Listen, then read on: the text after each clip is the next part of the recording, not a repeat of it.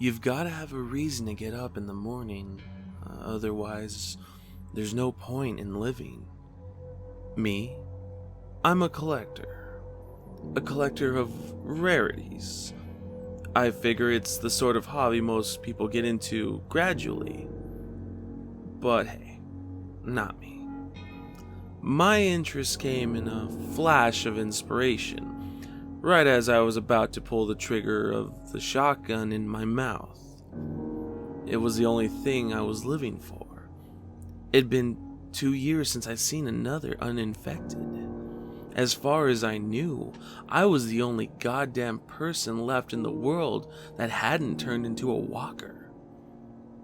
They were eating each other for sustenance, or simply fading away. It took a surprisingly long time. I kept their parts in jars.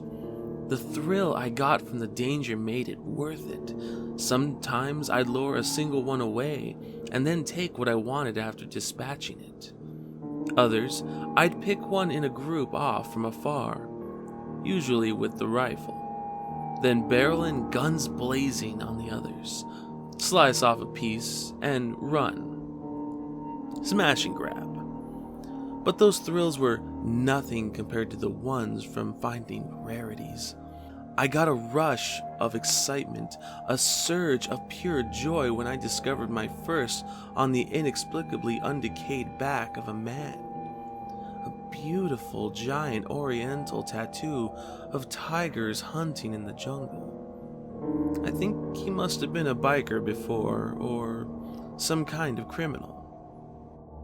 Others followed, a nearly perfect, almost normal-looking human ear from a young girl, a glass eye from a fat salesman-looking type, a hand with 6 fingers, a double belly button, and the list went on. Soon my cellar was lined with jars filled with pickled oddities. I was becoming a regular sideshow purveyor and had never felt happier, despite having no one to share it with. It happened when I was out on the Badlands, far outside the city. The engine made strange noises as I drove there in the Jeep. I worried I might have to find a new one soon. The Eagle remained unfired at my side. I felled the lone walker I found with the hatchet instead, and the adrenaline coursing through my veins afterward felt amazing. He'd almost bit me. One of these days, I was going to get infected. I just knew it. But my adrenaline rush soon fell flat in disappointment when the body turned up nothing of interest. I kicked the rotting corpse aside, then I kicked it again in frustration.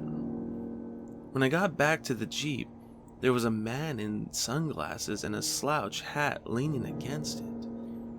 He was grinning widely, and his teeth shone in the bright light of the afternoon. "Hello," he said, and raised a strange-looking gun. That's the last thing I remember before I woke up. It's very dark down here, but my eyes have adjusted. I can see there are others too, chained up like I am. It seems I'm not the only uninfected after all, nor the only collector.